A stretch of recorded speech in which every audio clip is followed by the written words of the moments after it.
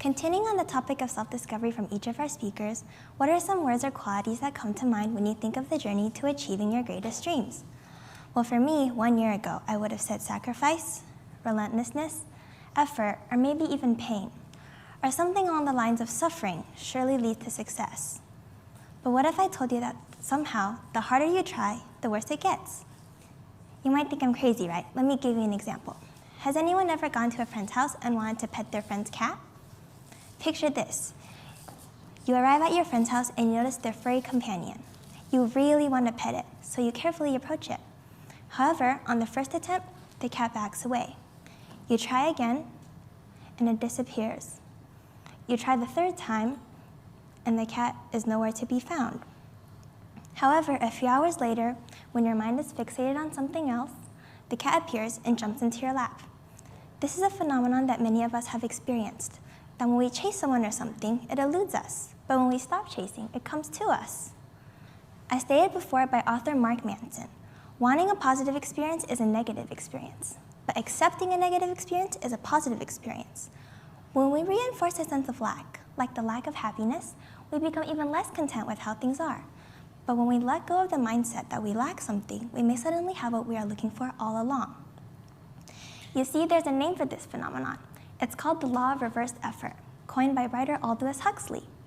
Huxley says that in many situations, putting in work or effort may bring you further away from the outcome that you want, especially in situations that you can't control. So in other words, the harder you try, the worse it gets. And the less you try, the better it gets. But this still doesn't seem intuitive, right? So let me explain to you how I learned the art of letting go through skating. Now, I don't mean not putting in work or effort at what you're trying to achieve, though. As a competitive figure skater, last year during the off-season, I dedicated around 40 hours every week to training. This meant sacrificing my social life, hobbies, and things I enjoyed. I was also exhausted at the end of every day. I was also constantly falling asleep everywhere, even during practice, which is kind of ironic if you think about it.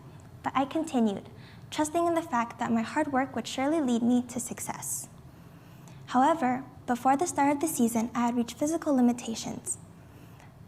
I ended up with a stress fracture on my right leg, along with muscle strains, tears, and pains. Burnt out and dejected, following my recovery, I had actually one of my worst competitive seasons ever, not being able to perform the way I could in practice. But it wasn't because I was physically incapable, but rather it was my mindset and fixation on results that led to failure. This year, I approached things differently. I allowed myself to join clubs, solve puzzles, and do the things I enjoyed.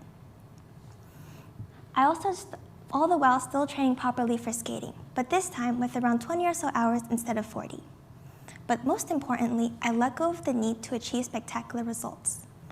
This shift in my mindset allowed me to qualify for my first ever nationals, going from not even appearing in the national rankings to being ranked one of the top 10 in the nation in my division. This also explains the term beginner's luck. It's not actually luck at all. It's because when you approach something for the first time with no expectations, you tend to overperform. Take it too seriously and you'll often blow it. So, what's the main takeaway from my talk? I believe that each and every one of you in the audience right now has goals, dreams, hopes, and aspirations. And I'm even more sure that you are all willing to work for them if that is what you truly want. But at the end of the day, once you've worked the hardest that you can, the greatest gift you can give for yourself is to let go of the expectations. This doesn't mean to give up once you fail, but rather to not take anything too seriously. Work hard, have fun, and don't do things just for the sake of end results. Because after all, results are never guaranteed in anything. The true journey of self-discovery lies in enjoying the process. I believe that is how you'll find yourself on this path. Thank you.